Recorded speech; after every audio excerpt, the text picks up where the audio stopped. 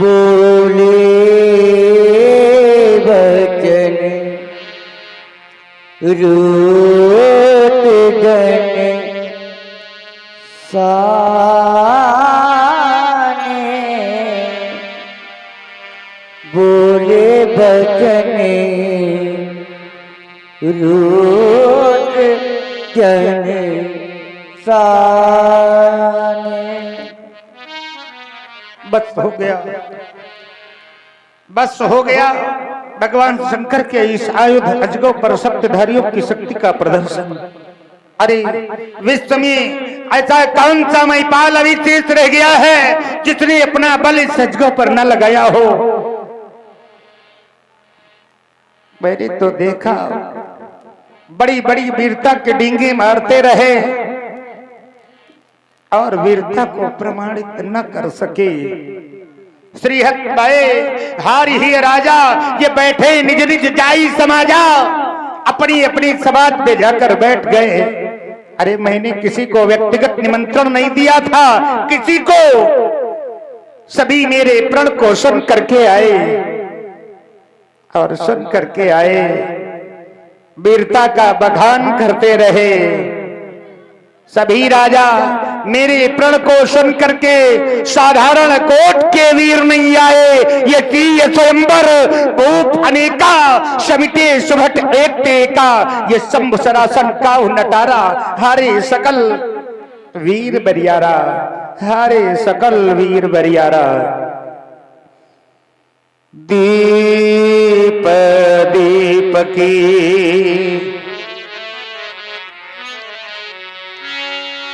भूपति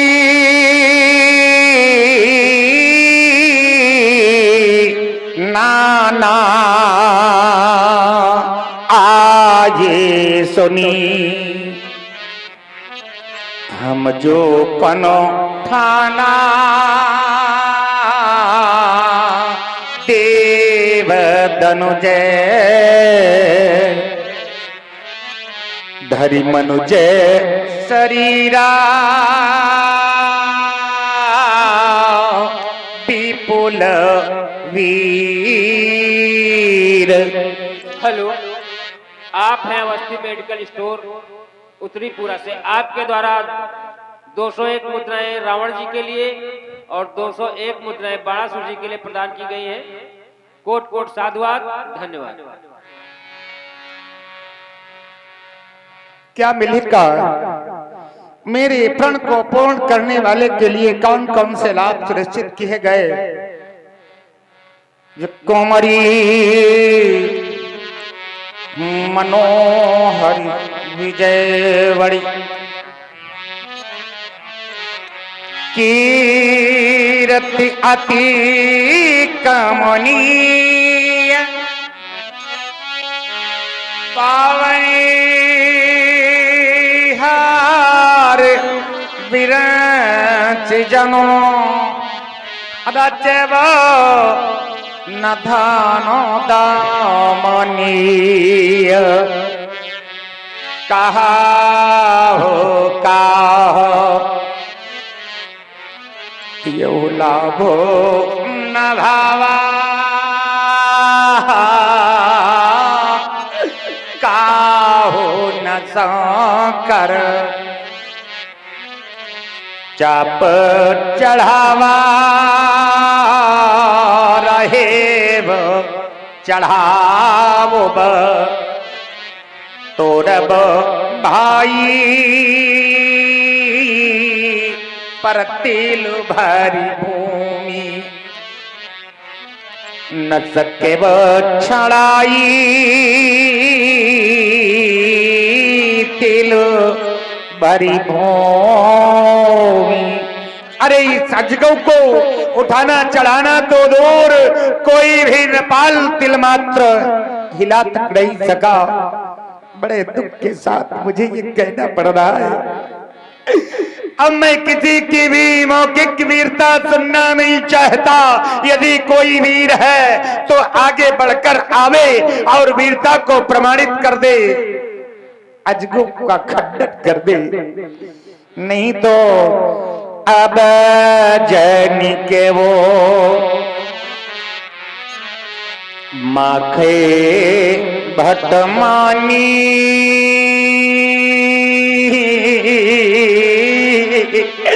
ये वीर वीर मही में जानी वीर वीर। मैंने जान लिया ये वसुंधरा वीरों से शून्य हो गई। आए दीप दीप के भूपति सुनकर सीता व्याह कहानी। हेलो, सुन रहे हैं विदेहराज जी का करुण विलाप, प्रभावित हुए हैं। अवस्थी मेडिकल स्टोर उत्तरीपुरा से आपके द्वारा 51 मुद्राएं विदेहराज जी के लिए प्रदान किए गए। मंडल की ओर से कोट कोट साधुवाद, धन्यवाद। आए दीप दीप के भूपति सुनकर सीता व्याह कहानी। देव और दानव भी आए विपुल वीर की बनाने जानी। किंतु नहीं धन अब तक टूटा, ये हमसे कोई पाप हुआ है जिससे लगता विधि है रूठा, या कहीं हमारा भाग्य फूटा, या स्वयं हमारा भाग्य फूटा। वीर प्रसूनी आज धरा, मैं जिस वसुंधरा के लिए सुना करता था रत्न गर्भा है, वीरों की खान है, क्या आज वो वीरों से शून्य हो गई। वीर प्रसूनी आज धरा, क्या वीरों से निर्मूल हो गई, या बिचरचई ता ब्रह्मा से भी कैसी भारी भूल हो गई, ये कैसी भारी भूल हो गई। नहीं है आज धरा में वीर, हो गई ये वसुधा निर्वीर। अब कौन बंधावे धीर, नहीं है आज धरा में वीर। सोचा था मैंने जीवन में कि समधी से प्रेम मिलन होगा, ये अजगव टूटे निस बीतेगी, वर दिन मणि का दर्शन होगा, उसासी मुख पर बिखरेगी। कवि सूर्य कमल विकसित होगा, होंगी परिपूर्ण कल्पनाएं। अब आज न क्या वह दिन होगा, परंतु अब ऐसा लगता है हमारे हृदय की कल्पना कल्पना मात्र बनकर रह जाएगी। हमारे जीवन में कन्यादान नहीं लिखा है। हे विधाता, जब कन्यादान नहीं लिखा था तो मुझे बेटी क्यों दी थी? संसार के प्रत्येक पिता की यही कामना होती है कि मैं अपनी बेटी का पाणी ग्रहण संस्कार करूं, सुयोग्य वर खोज कर बेटी का दान करूं।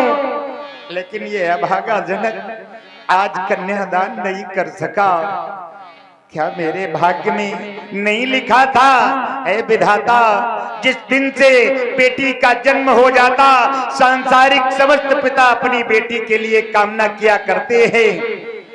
जब ग्रह में बेटी का जन्म हुआ तो पिता के उरे में जन्मी चिंता। जो जो बेटी बढ़ती जाती त्यों त्यों बढ़ती जाती चिंता। जिस दिन से बेटी का जन्म हो जाता है, पिता के हृदय में चिंता जन्म ले लेती है। जैसे ही बेटी बड़ी होने लगती है, पिता की चिंता बड़ी होने लगती है। पिता को चिंता ये नहीं होती कि मैं अपनी बेटी को बहुत सारा धन कहां से दूं, लेकिन चिंता ये होती है कि बेटी जीवन भर मेरे घर में न रहेगी।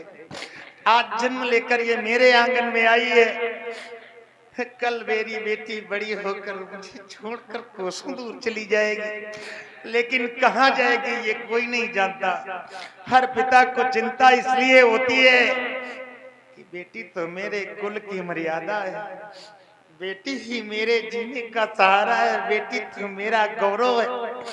यदि मैं अपनी बेटी को समय पर उसके पति को न सौंप सका तो संसार में मुंह दिखाने योग्य न रह जाऊंगा। हर पिता को यही चिंता होती है कि कब दूंगा, किसको दूंगा, कब दूंगा, किसको दूंगा। है यह रोज सताती चिंता। जो जो बेटी बढ़ती जाती त्यों त्यों बढ़ती जाती चिंता। है उन नैनों में नींद कहाँ, जिस घर में टूटी छानी हो। है पिता हृदय में शांति कहाँ, जिस घर में सुता सयानी हो, जिस घर में सुता सयानी हो।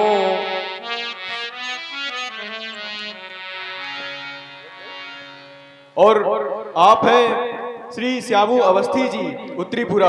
आपके द्वारा जनक जी के करुण विलाप को से प्रभावित होकर 50 पुष्प मुद्राएं समर्पित की गई हैं। आपका साधुवाद है, धन्यवाद है, धन्यवाद है। जिसके घर में सयानी बेटी होती, बेटी यदि विवाह के योग्य हो, जिस समय पिता अपने गृह में आता है, बेटी पर दृष्टि पड़ जाती है तो पिता के हृदय का चैन छिन जाता है, पिता के नेत्रों से नींद उड़ जाती है। जैसे टूटी छानी में किसी को सोने के कह दिया जाए कि यहाँ पर सो जाओ और पानी बरस रहा हो तो पानी की टपकती हुई बूंदें उसे सोने नहीं देती है, ठीक वैसे ही बेटी की चिंता पिता को सोने नहीं देती है। परंतु बेटी के दुख को वो हर पिता जानता है जिसने बेटी को जन्म दिया होगा। क्या जानेंगे वो कि जिनके पैरों ना पिवाई फटी, वो पीर पराई क्या जाने, जिसने बेटी जाई नहीं, वो बेटी का दुख क्या जाने।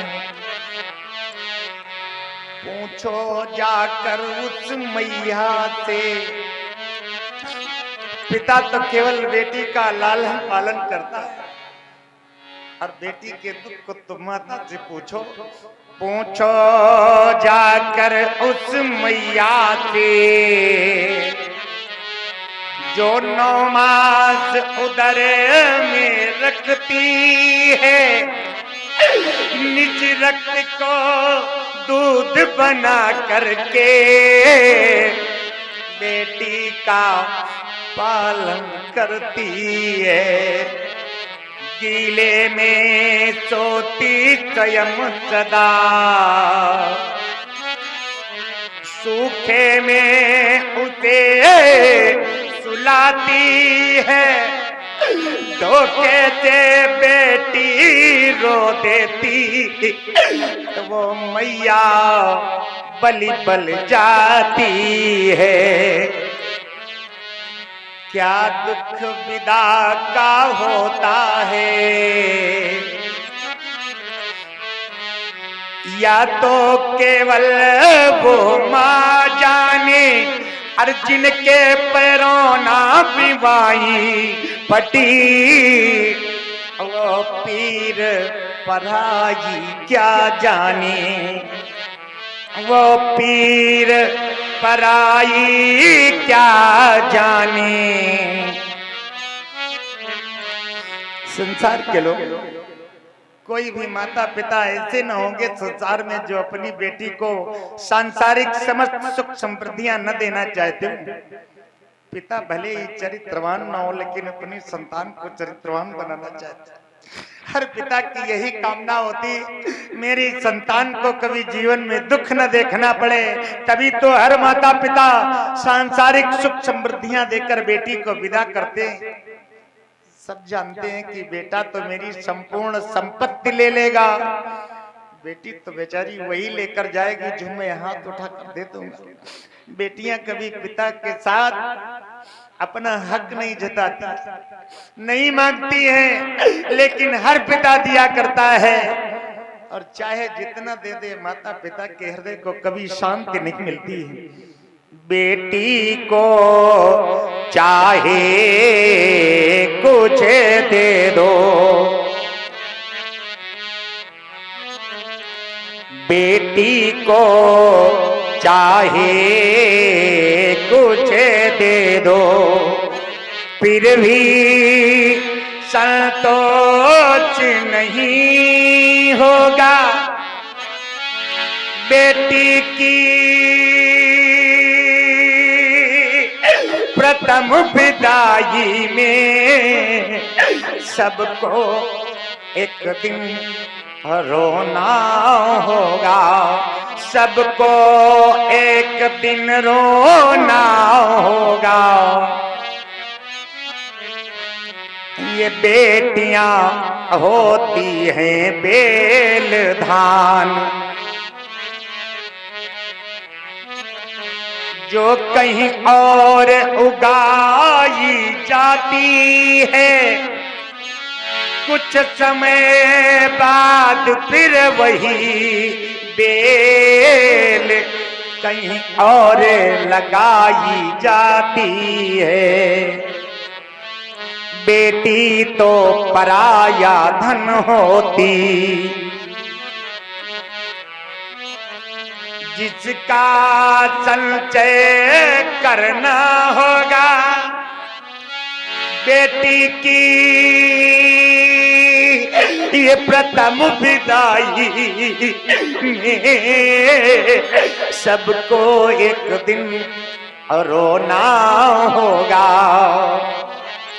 बेटी का जीवन तो धान की बेल जैसे होता है। तभी देखा होगा लग्न पत्रिका के साथ धान भेजी जाती है। और हमारे आदरणीय डॉक्टर साहब डॉक्टर एस.के. राठौर जी की तरफ से जनक जी के करुण रुदन को से प्रभावित होकर 50 पुष्प मुद्राएं समर्पित की गई हैं। आपका सादर धन्यवाद है। एवं 50 पुष्प मुद्राएं अवस्थी मेडिकल स्टोर उत्तरीपुरा आपके द्वारा भी जनक जी के करुण रुदन को से प्रभावित होकर सादर समर्पित की जा रही है। आपका कोटि कोटि धन्यवाद है, धन्यवाद है, धन्यवाद है। बेटी बड़े सौभाग्य से प्राप्त होती है। बेटा तो सभी को भाग्य से मिल जाता है, प्राय लोग कहा करते कि बेटी तो पराया धन होती है। क्या विचार किया कभी कि वास्तव में बेटी पराया धन हो सकती है? मेरा तो निज का मानना है कि बेटी पराया धन नहीं हो सकती, क्योंकि हमारे ये वेद शास्त्र हमारे दानों में सर्वश्रेष्ठ दान कन्यादान कहा गया। जब कन्यादान सभी दानों में श्रेष्ठ है, पराये धन का दान कभी दान नहीं होता। यदि पराये धन का दान श्रेष्ठ दान होता तो ये संसार के लोग खजाने लूट कर दान करते और अपना मानव जीवन सार्थक कर लेते। लेकिन पराये धन का दान कभी दान नहीं है, कन्यादान सर्वोच्च दान है। फिर ये बेटी पराया धन कैसे हो सकती है? मेरा तो निज का मानना है कि बेटी पराया धन नहीं होती। बेटी कैसा धन होती है कि आज मैं बता रहा हूं। बेटी वह उत्तम धन होती, बेटी वह उत्तम धन होती, जो दो कुल का कल्याण करे। बेटा एक कुल का कल्याण करता है, बेटी तो दो कुलों का कल्याण करती है। एक वह कुल जहां बेटी का जन्म हो जाता, जिस समय माता पिता कन्यादान करते हैं, पूरे कुल के लोग कन्यादान में सम्मिलित होते और पूरी कुल का कल्याण होता। दूसरा कुल जहां पर बेटी ब्याह कर चली जाती है, एक कुल का कल्याण कन्यादान से हो गया और दूसरे कुल का कल्याण वही बेटी तर्पण क्रिया से करती है। किसी ने नहीं सुना होगा कि किसी की विवाहित बेटी अपने जन्म देने वाले माता पिता को मृत अवस्था में जल देने आई, नहीं सुना होगा। जल बेटी वहां देती है जहां ब्याह कर चली जाती है, अर्थात बेटी के द्वारा दो कुलों का कल्याण। बेटी वह उत्तम धन होती, जो दो कुल का कल्याण करे। बेटी ही जग में आकर के ये नर सृष्टि का निर्माण करे, नर सृष्टि का निर्माण करे। निर्माणों के पावन युग में ये निर्माण बीच करना होगा। बेटी की प्रथम विदाई में सबको एक दिन रोना होगा, सबको एक दिन रोना होगा। परंतु अब मुझे लगता है मेरी बेटी का कन्यादान न हो पाएगा। मैं क्षत्रिय हूं और क्षत्रिय कभी अपनी बात से विमुख नहीं होते। यदि मैं अपने प्रण का परित्याग करता हूं तो सुकृत समाप्त हो ही जाती है, और यदि प्रण को पकड़ता हूं तो बेटी आजीवन कुंवारी रही जाती है। सुकृति जाए जो पन परिहरमो, ये कुमारी कुमारी रही का करम, कुमारी कुमारी। इसलिए अब मैं प्रण का भी परित्याग नहीं करूंगा और दूसरे माध्यम से बेटी का विवाह भी नहीं करूंगा। तो तजाओ आस निज निज गृह जाओ, लिखा न विधि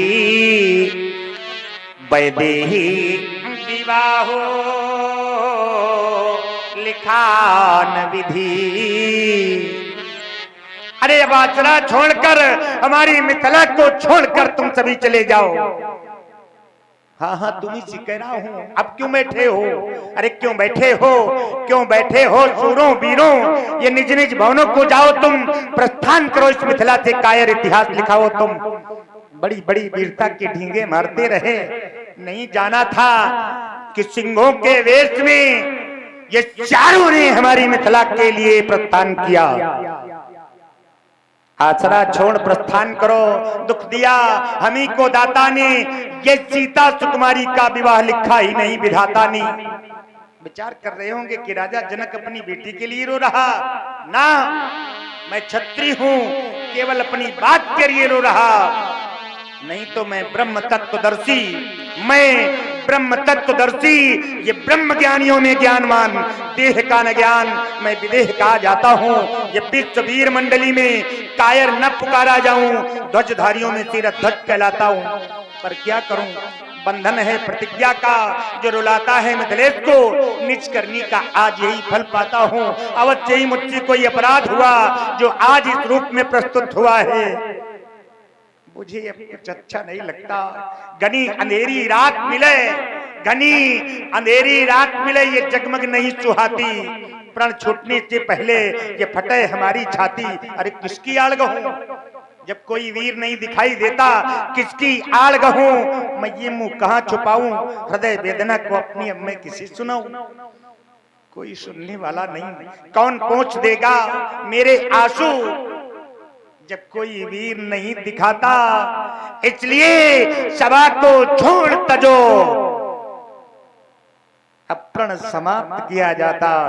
आसरा समाप्त करो, ये गिरा दो पांडालों को, बुझा दो दीपमालाएं, कह दो इंद्रपालों से सभा छोड़कर निज भवनों को अब जाएं। ये धनुष भंग नहीं हो सका, ये धनुष भंग नहीं हो सका तो सभा करा दो भंग। बिगड़ गया मिथिलेश की ये रंग भूमि का रंग, भूमि का रंग, रंग भूमि का रंग।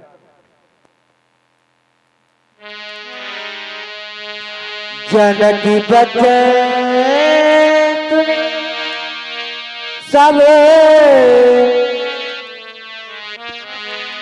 नर नारी, देख जानकी भये दुखारी, माथे लखन कुटिल भई